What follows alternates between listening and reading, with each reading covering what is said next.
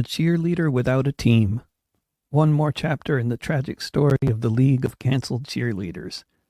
You can find this missive in both written and podcast forms on Substack, on Patreon, and at davidrovics.com/thisweek, as well as by looking up This Week with David Rovics wherever you can find your podcasts.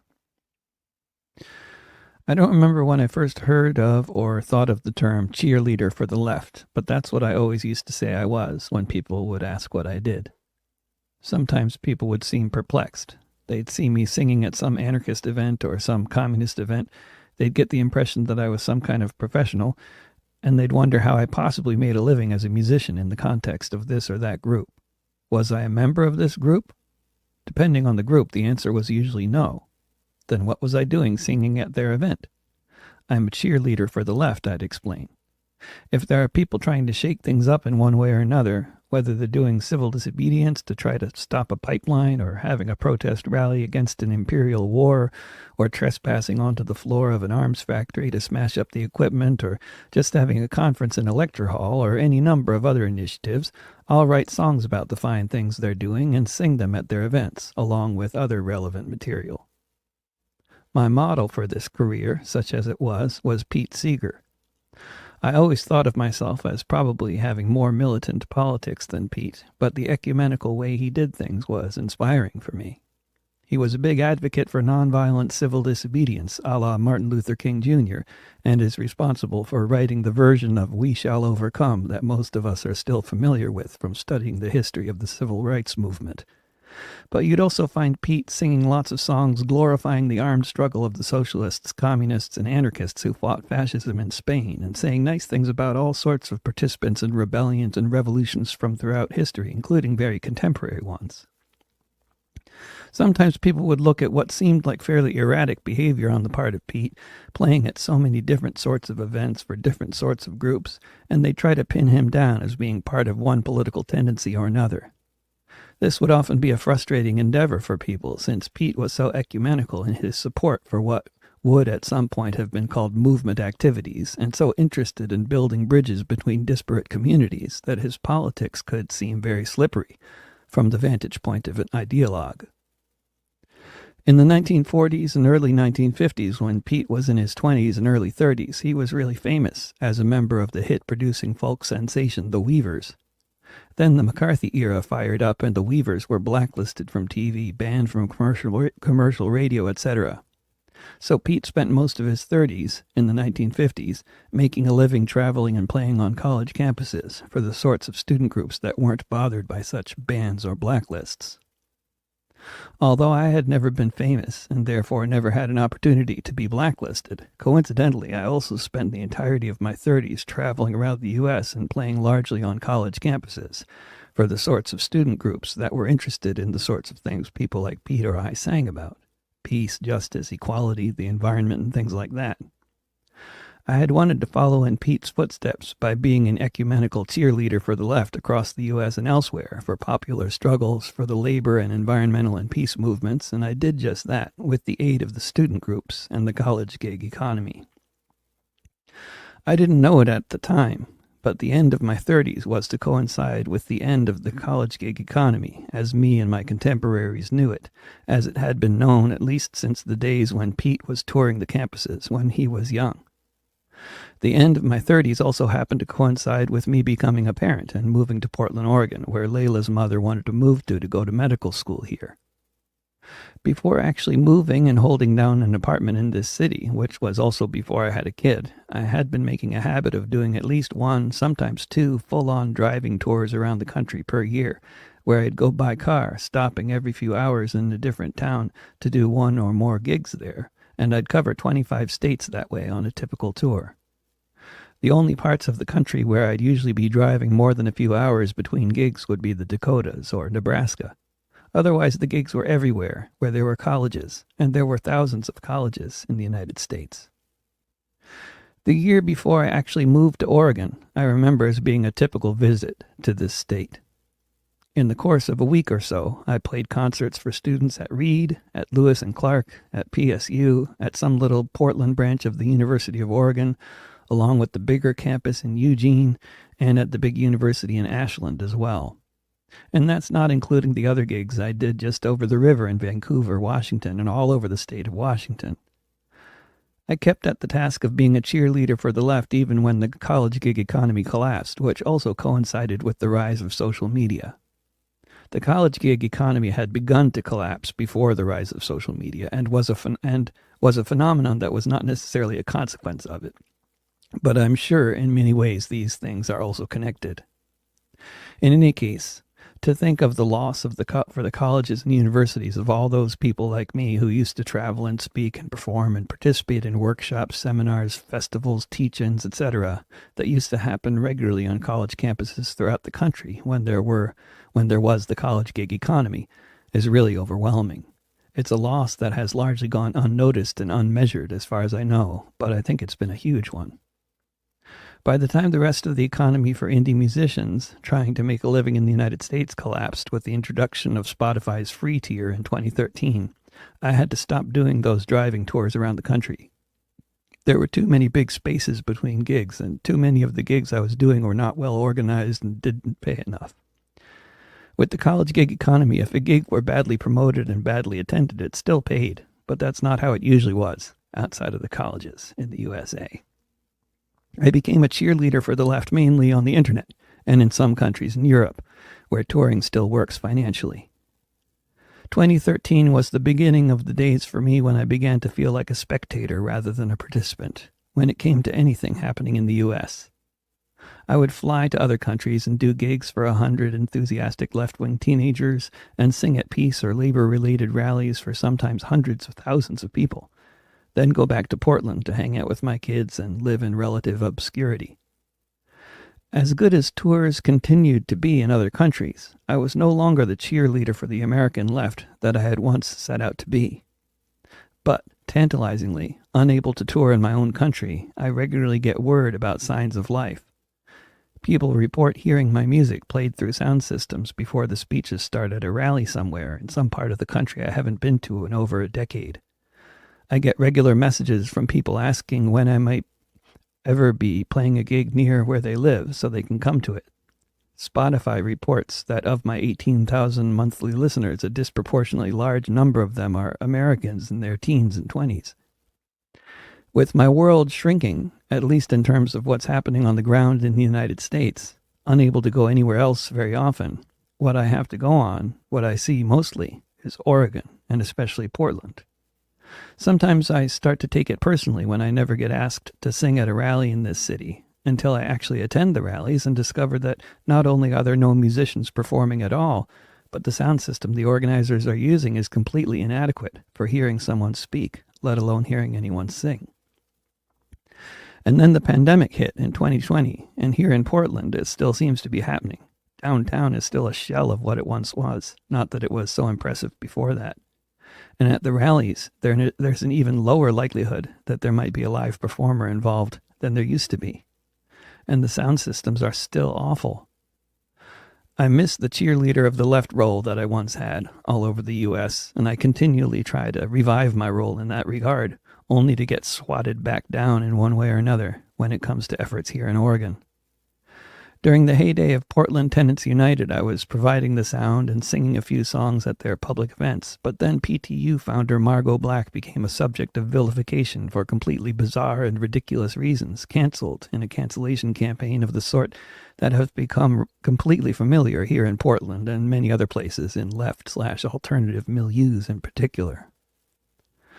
Around the time of Margot's cancellation, it was also becoming evident at rallies that happened downtown connected to PSU groups that if there was a rally happening, anyone speaking or singing had to be clearly connected to an oppressed group of some identifiable sort, and white people like me who didn't want to play the Jewish card were not welcome to get behind a microphone. For me, this was only a little relevant because really there was just hardly any live music happening at rallies anymore anyway. Over the years, I've made efforts to let different people know that I have a sound system and can provide it for rallies, so the speakers can be heard, but my speakers mostly just gather dust in my apartment. In 2020, my friend who was providing the sound for all the protests downtown borrowed my equipment whenever the cops took his. 2020 involved some good sound while Rabble was doing it, but 2020 was the year when the year of no live music because of the fear of singers infecting audiences, so there was even less of that there than there had been, despite the uprising that year. When the genocide in Gaza began last October, and I figured that there would be sustained protests against U.S. support for Israel, I crowdfunded an upgrade to my outdoor battery-powered sound equipment and contacted folks who were organizing rallies to offer up its use. This happened once, and then it stopped. The last rally I heard about reportedly had a terrible sound system. In the space of a few months, whatever has changed within the ranks of the folks involved with organizing around stopping this war, keeping the phone number of the guy who offered to provide sound gear is apparently impossible to do. Or there are other things happening, like I'm not someone folks want to associate with. Hard to know what to attribute to disorganization and what to attribute to cancel culture. But there's a lot of both of those things going on around here, no doubt. While I'm glad to see people trying to do any kind of public event or make any kind of effort to highlight and oppose this genocide, it's so sad to see the context from which people are having to act, the reality of the left in 2024 that people all find themselves having to try to navigate. For one thing, the best organizers, both Jewish and Palestinian, from the Palestine Solidarity movement that has existed in this city since I moved here in 2007, have been canceled, targeted by cancellation campaigners for their supposed transgressions and unable to effectively organize anymore. Part of the reason people might say this is a youthful movement in this city anyway is because the slightly less youthful organizers that anyone who lived here 10 years ago would expect to see are absent due to their cancellations. Not due to them having moved out of town, though some of them did that too. Nonetheless, when the campus occupations started happening all over the country, I once again thought, and still do, that I should be going to those locations and being a cheerleader of the movement. I have, after all, put out 2 albums in the past few months that are all or mostly about the genocide in Gaza. There are actually millions of people who have heard some of these songs, as some of them are being shared widely online in the Middle East in particular, where I've been a guest fairly regularly on Arabic language TV stations, and I'm receiving daily messages of praise for my songs from that part of the world as well as from around the U.S. Last week, my friend Al Glatkowski called to see if I would like him to send me a 16-foot-long banner that says, "Stop the Genocide, Permanent Ceasefire Now." Al is not only a longtime member of Veterans for Peace, but in 1970 he participated in a mutiny on a ship transporting massive amounts of napalm bombs to Vietnam and spent 8 years in prison for it. I'm proud to know Al, and of course I wanted one of those banners. I posted on social media a picture of the banner with Al holding one end of it. I mentioned that I would soon have that banner in Portland, and if anyone wanted to go out on the street somewhere and hold it, I'd bring a sound system and a guitar and play appropriate music for the occasion. The post got a lot of response. I posted it a little over a week ago, and looking at Facebook now, I see that post has gotten over 9,000 comments. About 98% of those comments are from pro-Israel trolls. Since February, I've been targeted by some kind of troll farm. I get a notification from Facebook recently congratulating me for having gotten 27,000 comments on my Facebook page in the past 30 days. That's how it's been. Despite this, I have to look at the comments, and especially at the messages on my page, most of which are also from vile pro-Israel, pro-genocide trolls who hurl the most awful insults that I support raping women and beheading babies and killing all the Jews, and those are the very sanitized versions of the kind of content I'm seeing constantly. I have to look at the comments and messages because other people who aren't Hasbara trolls are still using my Facebook page as their main platform for communicating with me about gigs they're organizing in Australia or a campus occupation they'd like me to sing at. I got one such message from a student at a campus in the state of Washington who was in touch with students in Eugene at the University of Oregon who are putting together cultural activities and looking for more musicians to sing there. Given that I have a lot of songs on the subject, I am a fairly obvious person to be part of such a program, and I was happy to volunteer to participate, although Eugene is a 100-mile drive to the south of Portland. I'm always especially glad to get invitations to sing at occupations or encampments. having sung at hundreds of them around the world, whether it's people occupying a factory, occupying a coal mine, occupying a building, keeping a picket line moving, barricading a road, or doing a public encampment like a lot of what's happening on the campuses lately. One thing these sorts of endeavors always have in common is they involve a lot of people spending inordinate amounts of time in one place. From the perspective of a performer, they tend to make great audiences because they desperately need more things to do, generally. Occupying spaces like that has a lot in common with warfare, from what people often say, in that you're spending most of your time doing nothing or not much, possibly being very bored, and then you spend a small amount of your time involved with some kind of often terrifying confrontation with police or counter-protesters. But during the time that you're not involved with such confrontations, people need things to do and entertainment. Also, occupations in public places are great opportunities for doing popular education and for putting on public programs involving musicians and speakers who can do a good job of amplifying the message of the occupation in so many ways. The banner from Al had just arrived in the mail the day before. I was up earlier than usual Sunday morning, excited for the day's events. Before moving to Oregon 17 years ago, I imagined that even if I weren't touring as much as I used to before having kids, I'd still be participating in local events. I imagined I'd be making regular trips to relatively nearby cities like Eugene, whether it was for a paying gig or to sing at a protest. I never imagined I'd live in Portland and hardly ever go to Oregon's biggest college town for any reason, for years on end. So it felt good to be going to Eugene for some reason, any reason. I put it and my sound gear and a couple of stringed instruments in the back of my car, bid my little children adieu for the day, and headed south. I had plans for Eugene in addition to singing on the campus. Lunch with an old friend who I knew from the East Coast, who I hadn't seen in 30 years. An interview for their local community radio station with a longtime activist who's lived in Eugene ever since I can remember Eugene. Out of habit, I had Google Maps on my phone, though I wouldn't need it until I got off the long, straight highway between Portland and Eugene. In any case, since February, my phone behaves the same way when the screen is on. Every 10 seconds or so, the top bit of the screen is taken over with another notification from Facebook, which is generally another insult from a pro-Israel troll.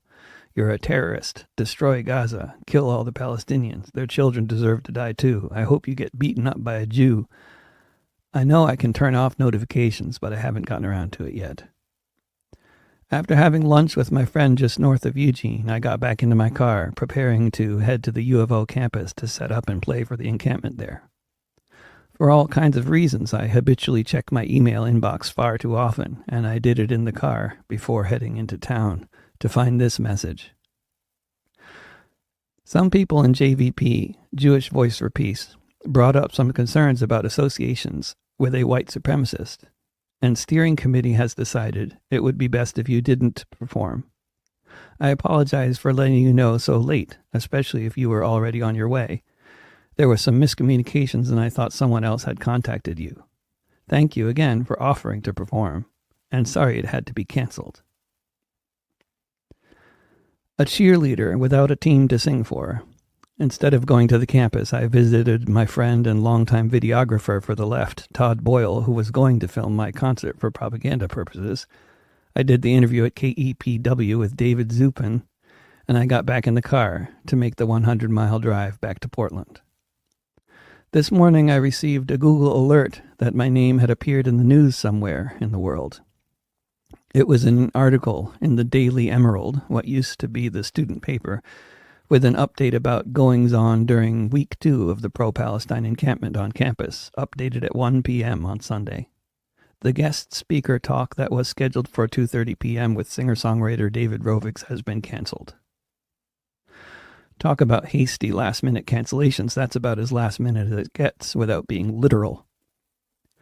Needless to say, if anyone were to ask anyone I know, or to take 5 minutes to look at the types of songs I write, it would quickly become obvious that rather than being a white supremacist, I am quite explicitly an anti-racist songwriter, very clearly against white supremacy, fascism, racism, settler colonialism, Zionism, etc. But this is not a time of reason where people can take 5 minutes and make an obvious determination like that. Ours is an age, and this is a place, when some anonymous troll on social media can link to a badly written article on a website literally dedicated to praising every dumpster fire that anyone in the world ever starts, and this article on that website denouncing my supposed transgressions, those being engaging in discourse with alleged right-wingers, trumps everything else. All the hundreds of anti-racist songs are irrelevant because of a claim made by someone who is quite likely and literally working for the FBI and serving the interests of dividing and conquering the left, as the FBI has verifiably been doing for over a century now. This is where we're at. Reality is irrelevant, while false rumors reign supreme, and everyone communicates anonymously on corporate-run platforms. It is a wet dream for COINTELPRO, and if anyone in those compromised circles of the left says what I just said for stating the obvious, they will be accused of cop-jacketing, whatever that's supposed to mean. Only the day before I took this bizarre little ride to Eugene, I wrote an article titled "The Silenced Majority and Why It Stays That Way." One section of that article was titled "Left Capture." My experience on Sunday was a case in point, and only one of so many others involving so many good people rendered useless by the hegemony of paranoia, suspicion, and identitarianism.